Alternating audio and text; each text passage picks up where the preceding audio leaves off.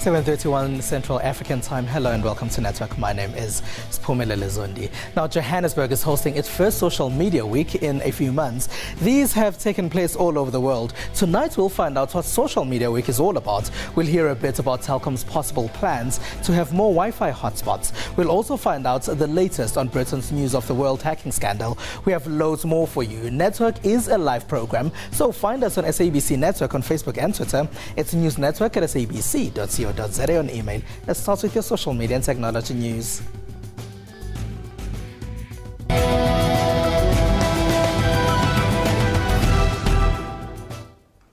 Telkom says the company is not planning to turn public phone booths into Wi-Fi routers. This comes after Telkom's chief of marketing, Enzo Scarcella, told the SABC's Morning Live that the company has the infrastructure to do this. On a telephonic conversation with network producer Lebo Sejake, Telkom said the project is a mere feasibility study and can't confirm that it will be indeed happening as reported in the media. South Africa has over 100% penetration of mobile phones. This means that just about every South African has at least one cell phone, with others owning more than one. And that has put a dent on landline operator Telkom's business. Nobody uses payphones anymore. Yeah, that's true. We've seen it decrease in great multiples.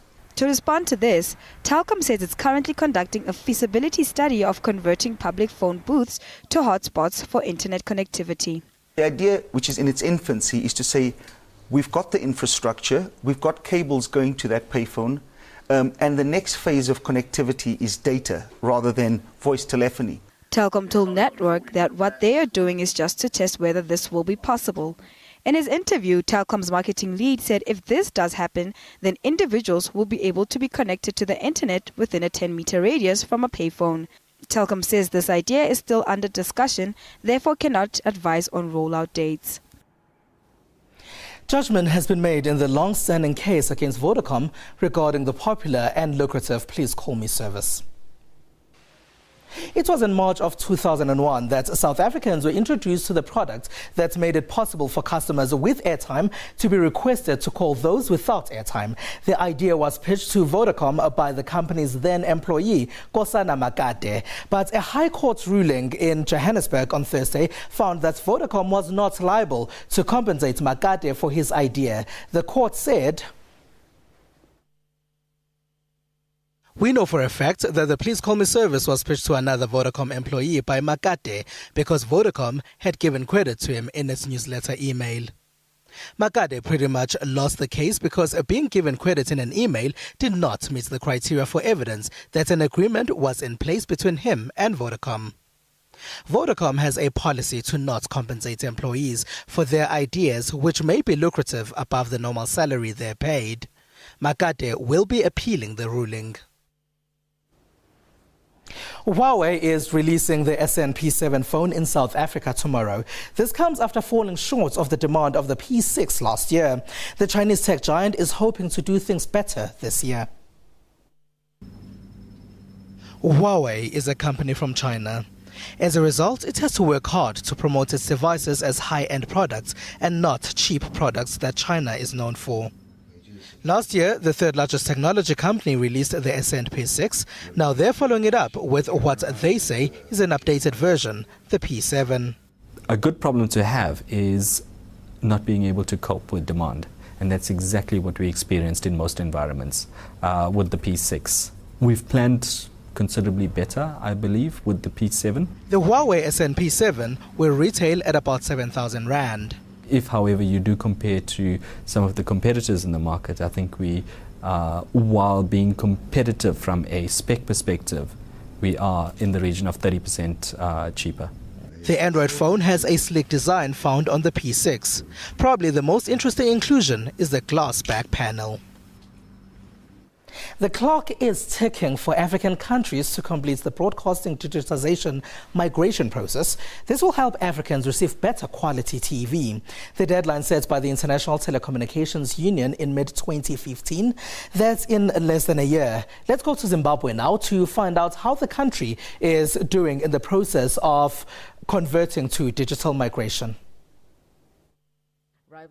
Minister Jonathan Moyo, who heads the Media, Information and Broadcasting Services, reported to Parliament on Thursday that the government needs 1.8 billion rands.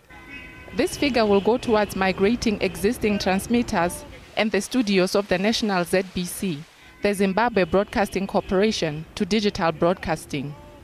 The ZBC is set to swallow up much of the budget.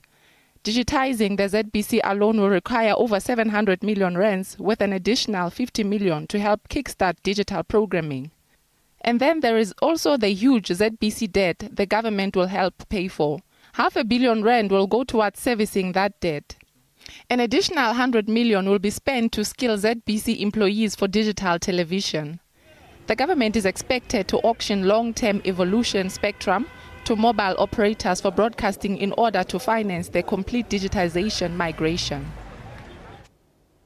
Last Sunday, we brought you a story of a young Kenyan lady working to store much-needed data in Africa's development agenda. Today, we take you to the west of the continent, in Nigeria. This is where we meet Dozie Ezebailike of the Africa Center for Statistics. Their mission is to ensure that every country has an efficient database. Here's more. Dozie Ezebailike is the chief of the Data Tech section of Africa Center for Statistics. It is the first of its kind in Africa. We never have a full data series. There are always some gaps in data. So you have to use models to fill in those gaps. Or if you want to project what's going to be the future or the likely scenario in the future, you have your own models. And these models vary depending on what assumptions you make. According to Dozie, development in the continent can be accelerated by the use of accurate statistics. There is something that somebody called the scandal of invisibility, that many people in Africa are born and go through life and die without any record that they existed. Many of us don't have birth certificates, or when they die, there's no record that they've died, or when they marry, some people marry in the villages, there's no record. I want to make sure that that is changed. The panel of experts on development has called for a data revolution in the world as a way to solve developmental problems. Lack of data is an impediment to growth. Google in Europe has started removing some people's outdated information from the search engine.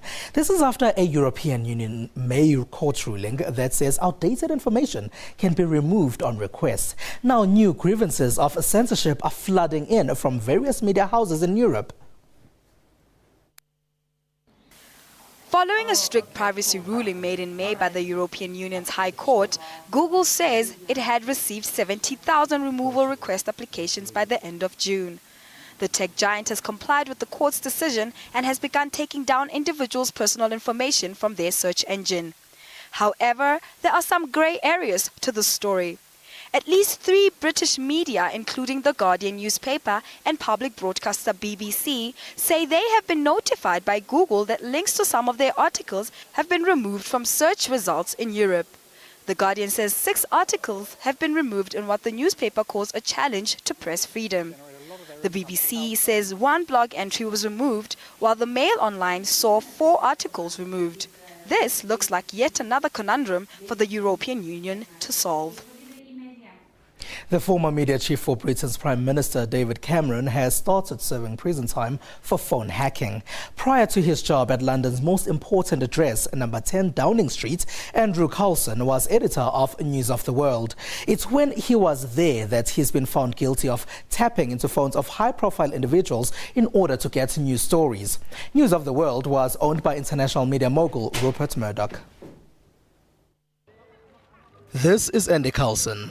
He was British Prime Minister David Cameron's media chief, but now he has to spend 18 months in prison for phone tapping that happened when he was editor of newspaper News of the World. He was the head of the publication between 2003 and 2007. 3 former news editors pleaded guilty before the 8-month-long hacking trial even started. They've been given shorter sentences of 6 months behind bars. During the trial, it emerged that the newspaper had listened in on thousands of targets, from movie stars to crime victims and government ministers. Coulson is the only one of 7 defendants to be convicted during the lengthy trial. SABC Network on Facebook and Twitter, News Network at sabc.co.za on email. After the break, we talk about Social Media Week Johannesburg. Stay with us.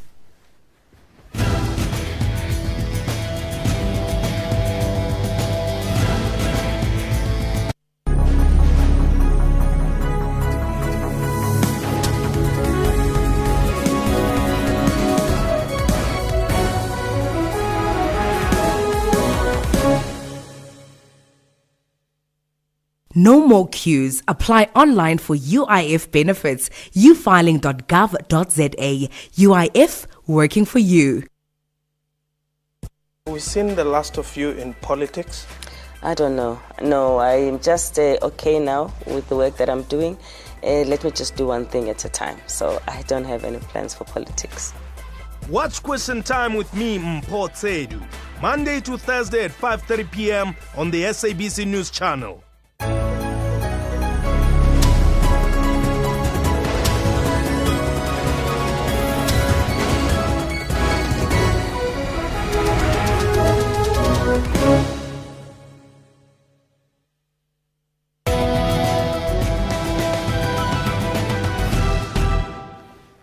We are live, so find us on SABC Network on Facebook and Twitter. Now, in a bit, we'll have a discussion about Johannesburg Social Media Week. But remember, 2011 protests that led to the resignation of President Hosni Mubarak in Egypt. A lot of people would partly organize these on Facebook and Twitter. When the coup took place in Mali 2 years ago, I was also reading what was happening there in real time, as some people were tweeting what they were seeing. But social media isn't all serious. People in North Africa share discontent about their country's government. Twitter is largely attributed to what the media termed as the Arab Spring. In 2011, Egypt's Hosni Mubarak stepped down. During his reign, his government had been criticized for a huge clampdown on bloggers. Last week, here on Network, we told you about a Zimbabwe newspaper editor who had been arrested for creating a Facebook page that criticizes the government. Edmund Kudzai is out on bail for creating the popular Facebook page known as Babajugwa that has rattled the country's ruling ZANU-PF party. Apart from the serious stuff, social media is known for the fun stuff too. People upload selfies, share information on entertainment events, and start new conversations. Now, Social Media Week Johannesburg takes place over 5 days in September. Social Media Weeks have taken place in other parts of the world. In February, it also took place in Lagos, Nigeria. It's the first time the event is coming to South Africa. Joining us in the studio to talk about Social Media Week Johannesburg is Sherry Betting. Hello. Hello. How are you? I'm good. How are you? Now, what is Social Media Week? Goodness. So Social Media Week is what we're calling a week-long takeover. It's a citywide takeover of events, all centered around social media and digital technology and how it's impacting business, society, culture, politics, pretty much every aspect of how we live. So it's not what you would say is your sort of traditional conference, but when we say it's a citywide takeover, it's a combination of official events that myself and my partners will be hosting in what we're calling a Social Media Week Hub, in addition to independent events that also take place in other parts of the city as well. You are the managing director of Social Media Week Johannesburg. Yes. And you speak about yourself and your partners. Who are these people? We form a company by the name of DigiSense. So we are a content development company that develops content for digital platforms. So Social Media Week is our first sort of experiential event that we're creating under the DigiSense umbrella. Why did you decide that Johannesburg needed one? Oh, wow. Well, I think it's a combination of a lot of different things, right? The guys, there's a company by the name of CrowdCentric in New York that started the Social Media Week brand, which started in 2009. And over the past few years, it's grown to 20 cities around the world. So if you look at the cities that are currently hosting Social Media Week, from London to New York to Lagos to Sao Paulo to Mumbai, there's no way that South Africa and Johannesburg cannot be part of that conversation as well. So I know that they were specifically looking to bring the event to Johannesburg, and we knew that the market is ripe and ready to have this sort of discussion throughout that week as well. No, you're looking for ideas. Absolutely. And so that's part of the Social Media Week, right? It's different from your traditional events in that it is crowdsourced. It's not just us who are bringing this event. It's people from throughout the business community, marketers, advertisers, artists, bloggers, people who are entrepreneurs who are looking to come up with their own new business ideas that are somewhat centered around social media or technology. We're calling for the entire city and the country and region as well. Anyone who's sort of interested in coming to Johannesburg during that week and producing their own event could take part in that conversation as well. Tell us about some of the conversations that have come out from some of the social media weeks that you remember in other parts of the world. Oh, my goodness. So I've had the opportunity to produce my own event in London, actually, myself and and a few other partners produced an independent event last year during Social Media Week London, where we brought together a variety of different storytellers from different parts of the diaspora to do a conversation on how digital technology can bring members of the diaspora together to tell each other stories, to create business opportunities. And we did that in London last year. I had an opportunity to go to Social Media Week in New York in February, and that was massive. I mean, obviously it's a flagship event, so they hosted over 5 or 6 different stages, everything from Google hosting a number of talks on how Google Hangouts can be used across different industries, to companies doing conversations on how content marketing is changing the way that brands can create messaging for themselves. BuzzFeed, if you know that the BuzzFeed company did announce quite a number of new platforms throughout that week as well. So it really is sort of an opportunity for organizations that have a digital platform that they're planning to put out, or individuals who are bloggers and they have tons of followers, but they're not quite sure how to monetize it. Talk about it. Use this as a platform to sort of highlight some of that work. How much time do they have until you close that call for ideas? The deadline is approaching. The 18th of July, we will be closing that submission date. So, yeah. All right, Sherry Peeting, Managing Director of Social Media Week Johannesburg, thank you very much for being a part of our network tonight. Thank you. It's SABC Network on Facebook and Twitter, News Network at sabc.co.za on email. Let's take a short break.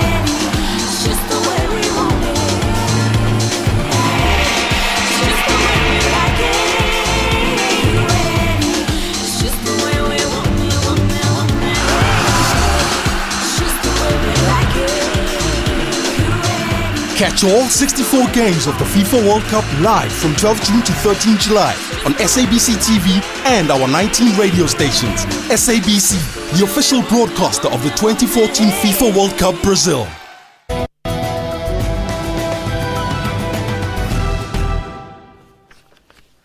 Welcome back. Now, a team of 6 South African students represented the country in an annual international student cluster competition in Germany. Not only were they the youngest team in this competition, they also were the winners, beating international rivals including China and the United States of America. In our Johannesburg studio to tell us more about this competition is Director at the Center of High Performance Computing, CHPC, Dr. Happy Sithole. We also have one of the champion team members, Warren Jacobus, joining us from Cape Town. Hello and welcome to you both. Hello, Spumalala. Thank you. Now, Dr. Sithole, what exactly is this competition all about? Look, the competition first thing is to try and help us build the skills in high-performance computing, where we introduce students at an early stage, undergraduate students, to first thing be able to build supercomputers, and after building supercomputers, to demonstrate that those supercomputers can actually do real work. So those are the things that we are looking at.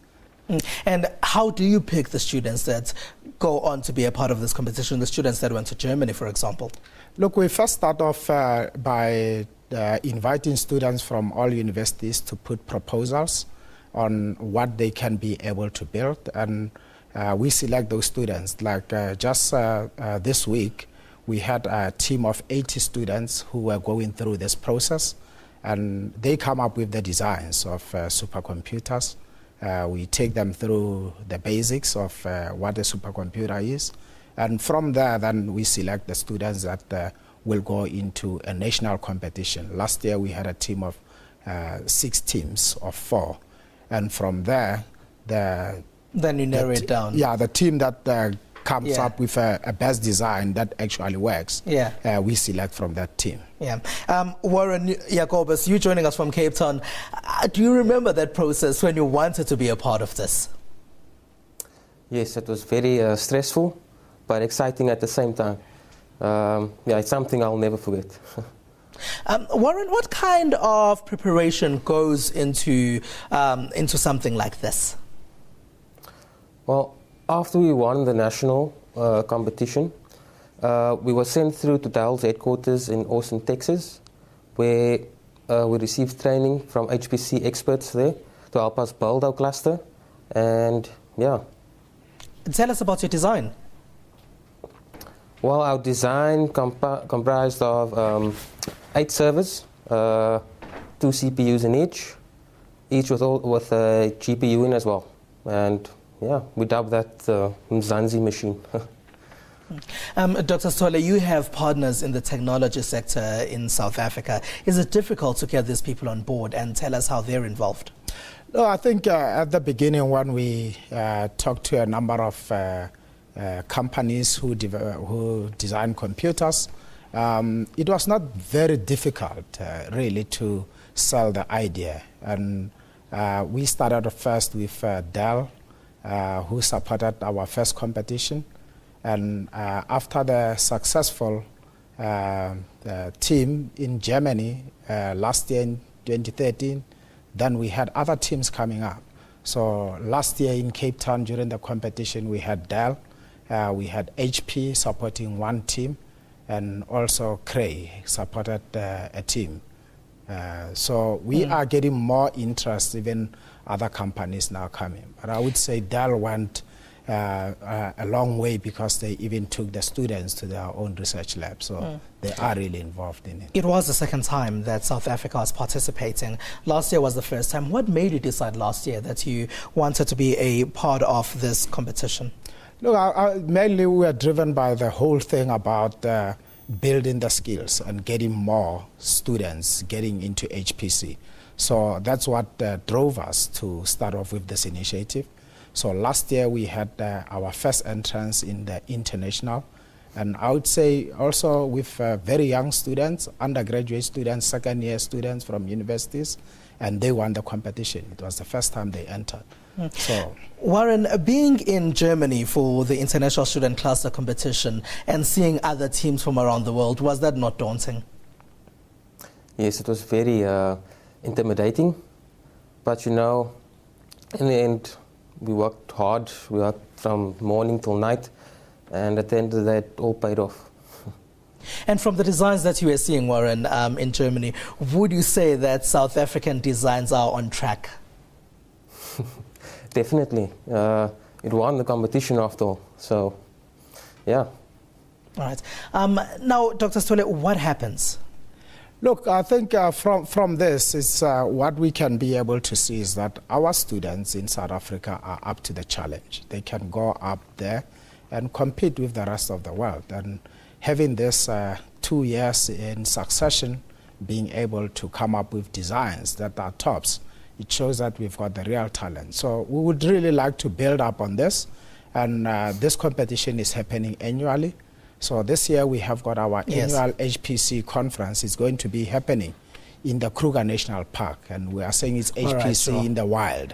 All right, thank you very much, Dr. Happy Sithole, Director at the Center of High Performance Computing, and Warren Jacobus. Thank you very much for joining us today. Thank you. All right, now let's take a look at what's been happening in social media.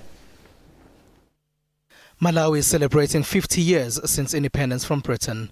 Newly elected President Peter Mutharika has pardoned 403 prisoners in the Southern African country as part of the celebrations. These celebrations have been a huge chatting point in social media. Many seem unhappy about the way things are run in the country. Somalia experienced a bomb blast that killed 4 people on Saturday. Al-Shabaab has claimed responsibility for the blast. It's also been another chatting point. Instagram and Twitter have seen many sharing their experiences of horses and fashion at the Durban July. This year, the theme was on movies in the Nollywood, Hollywood and Bollywood film industries. Some showed off how they tried to interpret this in social media. And that's it. That's all we have for you. We leave you with a video of the spectacular hologram show that took place in Dubai. Everything you're about to see looks real to the naked eye, but it's all been technologically created. Remember to find us on SABC Network on Facebook and Twitter. It's newsnetwork@sabc.co.za on email. From Ms. Pumela Lezondi and the rest of the network team, have a good one.